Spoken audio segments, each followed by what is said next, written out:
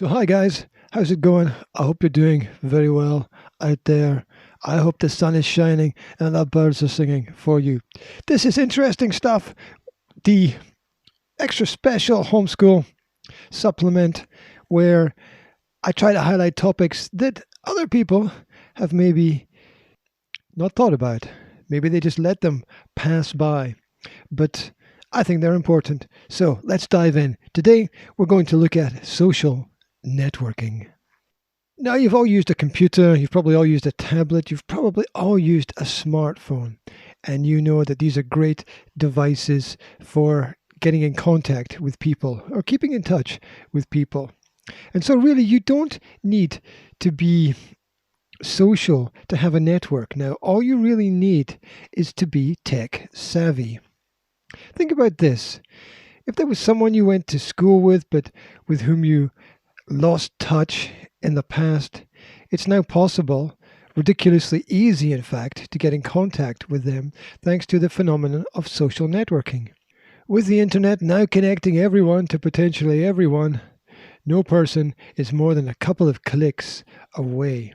The concept of integrating and networking with other people is very much summed up by a principle called the 6 degrees of separation, whereby we are all linked to everyone else in the world by no more than 6 links. Basically, through 6 people, you can reach anyone. That's the philosophy or the idea.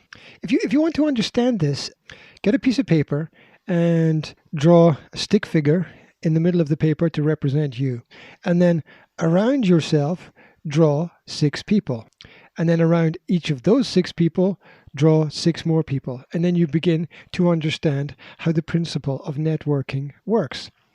So through this, you can actually get to presidents, prime ministers, even kings and queens if you really wanted to.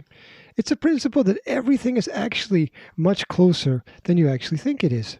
So if you want a practical example of this, think about the postal service or how delivery works. You don't know the people who are working in the organization, or probably you don't, and you don't know the people delivering to the door, but the parcels and the packages you can now send to everywhere in the world. It's quite amazing, isn't it? We have come so far. So the success of social networking has been proved beyond a doubt with the rise of such sites as Facebook, Twitter, Pinterest, YouTube, and LinkedIn. These are the main ones that everybody knows. But there's also other smaller sites in the background that are really good for keeping in contact with people. You might want to check out Minds or Telegram or Gab or Parler or even Discord, which is the platform that the gamers use. So using these networks and systems, not only can you locate long-lost school friends, it's also now possible to get really close to celebrities, politicians. Of course, even though you're linked to somebody's friend list, it doesn't actually mean that you're best friends.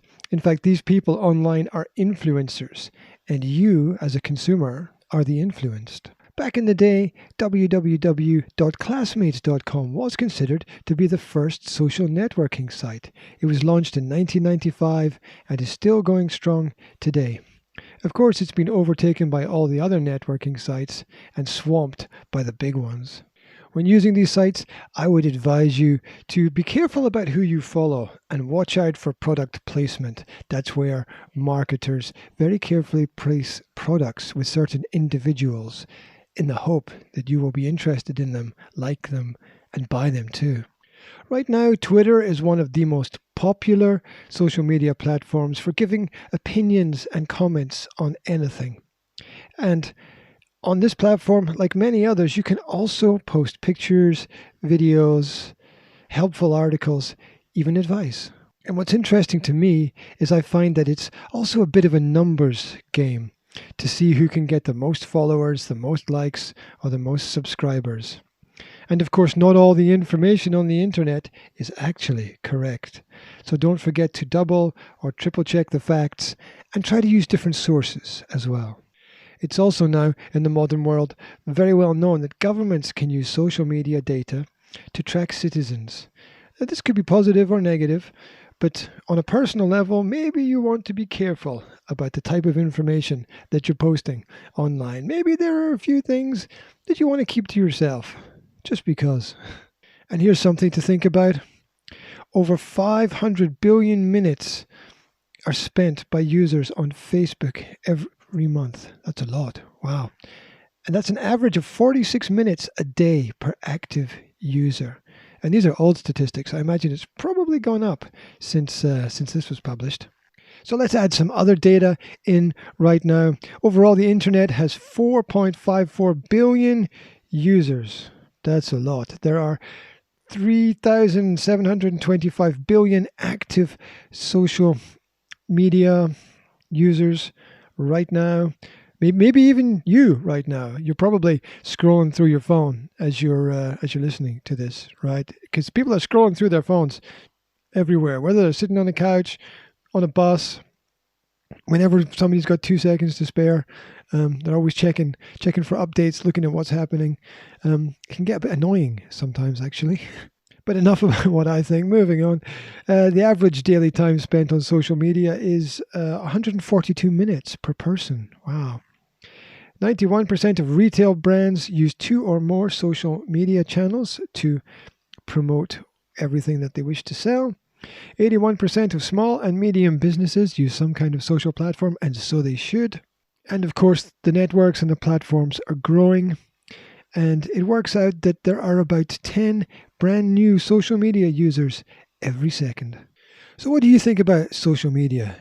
Is it making your life better? Is it making your life worse? Because there's a lot of positives and negatives there. If you want to think about some of the positives, you can build a community, you can get emotional support, you get access to awareness of others, it can help people get over loneliness, it can help with self-expression. These are all the positives.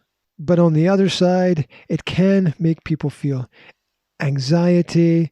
People can be worried about their body image. There can be fear of missing out. There's also the rise of cyberbullying now, where people are trying to, in a very aggressive way, influence what others are doing. It can also affect sleep. Whereas in the past, people would turn off the light and go to sleep and get a good night's rest. Now they tend to sit in bed and scroll through their phone and see what's new on the social media platforms, which means less sleep, which means more tired, which means more grumpy, which means more communication problems, actually. So sometimes it has a negative effect in that area. So which platforms do you use? Which platforms do your friends use? Which platforms do your family use? I think it's unavoidable that we're going to have some contact through social media and networking in our lives.